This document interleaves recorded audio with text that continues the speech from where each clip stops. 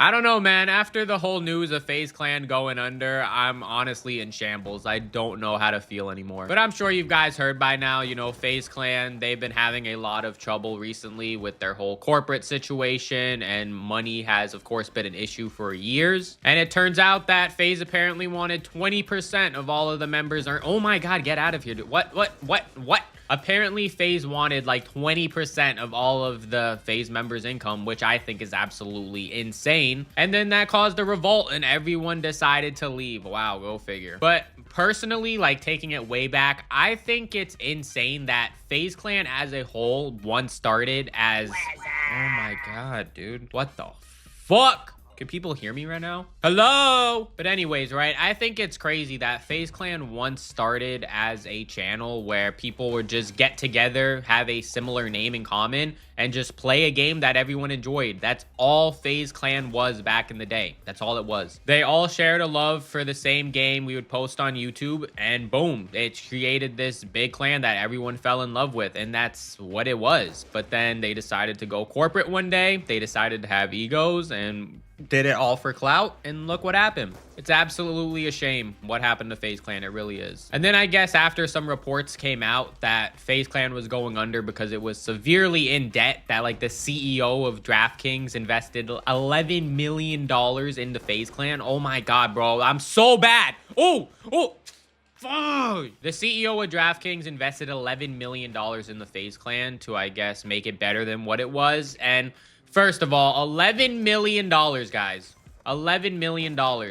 FaZe Clan's not worth that much. What are we doing investing $11 million? Why is my controller not working, bro? Every single time. I'm still getting over the flu, bro. It's really bad over here. But there's just no profitability, to be honest. $11 million, that's going to take a very long time to recoup. And I don't think there was any plan involved on how to get that money back. Like, if FaZe was genuinely going to go corporate and they were like, okay, well, we need to make money somehow, even though I don't understand what the money of the organization is going to fund. Is it going to fund esports? Is it going to fund travel for publicity? I really don't know why we had to monetize FaZe Clan. But regardless, the smart way that they could have done it is be like, okay, one, if you share the same name, you would all participate in a group. Like, let's say a group setting of, bro, get.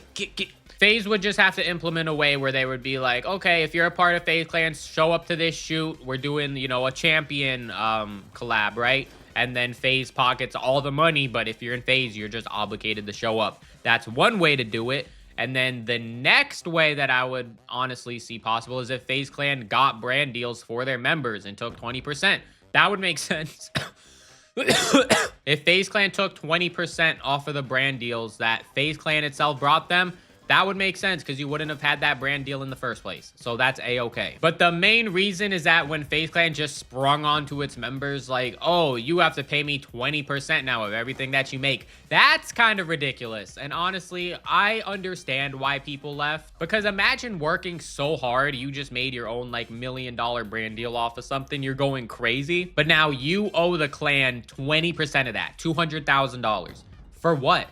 What did FaZe do for you? I know that's kind of crazy to say because, like, you did use their name and got clout off of them, but if you string away to, like, let's say a FaZe rug, you're going absolutely crazy, you're a maniac, you're getting all these brand deals and views, why would I give you 20% off of my hard work? Did FaZe Clan really benefit that much to that point? No, it didn't.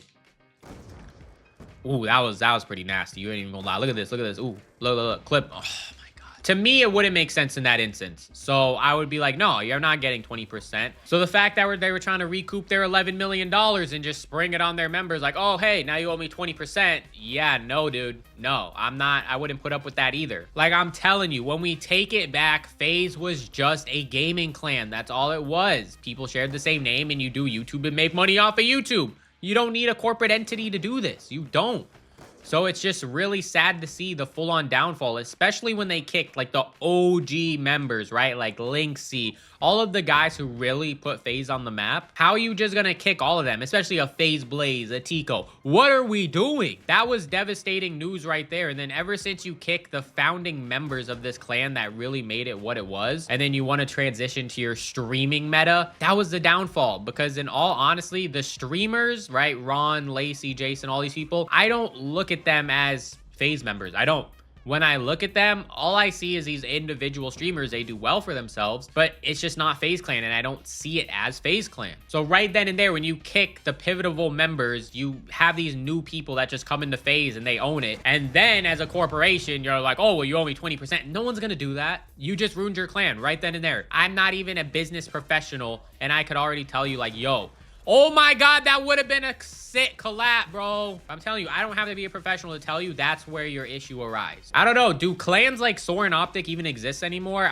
Maybe they do. Maybe they're members somehow, somewhere. But bro, we just need to start a new Call of Duty clan. I know Call of Duty has fallen under in the years itself as well. And of course, that's why I'm on Black Ops 2 instead of playing Black Ops 7 right now. But is it possible to just bring back what we once had? We don't have to sit in the past and, you know, reminisce and, you know, make something out of nothing, but is it possible to just make a new gaming clan with content people want to see? Because when FaZe Apex made his secret gaming channel and he was hopping on BO2, I'm not gonna lie, bro was getting views on a 10-year-old game. Bro was getting views, like 30K, 40K views. When you have all these other influencers that try to start streaming or they do IRL content and they get no views. Like, I ain't throwing Blaze under the bus now, but I saw Blaziken tried to come back to YouTube and he has millions of subscribers. But dude, when you get 4K views on a video, that's kind of bad. But what if Blaziken started turning to Call of Duty? I don't know. The thing with me, it's like, I get it. People's interests aren't where it used to be. We're not going to force anyone to play COD anymore. But, you know, when Apex was getting views and by someone as big as FaZe Jev, right? Still to the... Oh my God. Someone as big as FaZe Jev to this day, who stayed true to his roots, he's just playing video games, doing what he loves, he's getting more views than like anyone else. I'm not including Rug on this because, as I said, he's a maniac. He's in his own field. But Jev, pulling the views he does, being true to himself.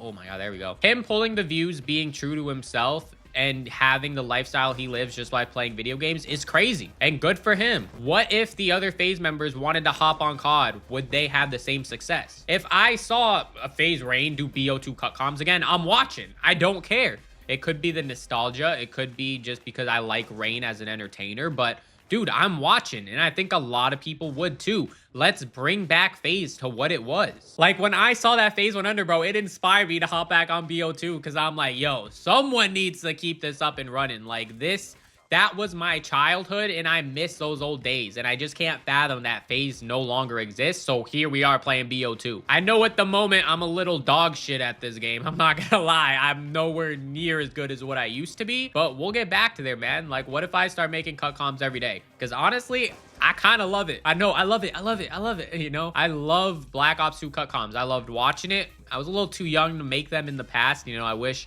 instead of watching fake prank videos, I was making BO2 content. That would be sick. But hey, you live and you learn, and it's like, I know I'm at my unk age. This game is way overdue at this point, but it'll find its right fan base. I'm sure it will. Just bringing it back to my roots. You know, it's always refreshing to come back on these type of games, have fun, especially when there's no hackers in the lobbies. That's always good. But little by little, man, we're gonna convince people to start hopping on this game and really turn it into something bigger. That's something that, yeah, because you always try to knife me, bitch. And what? And the best part about this is I haven't even decided on a thumbnail or whatever I'm going to do. But you know those OG FaZe Clan, like where they're all glowing and they're like, oh my God, I just hit a crazy trick shot, or some of those kind of thumbnails. That's what I'm going to do. I don't care if y'all say that I'm back in 2015. I'm going to literally post daily cut comms in this bit. And I'm going to have like the OG thumbnails of me glowing and being like, that's what I'm gonna do. Hey man, we gotta take it back. This was when life was more simple, and I just feel good. Oh, finally we get a nice little collab up here. Can I hit another clip? Can I get something now? Come on. Come here, dude. Wow.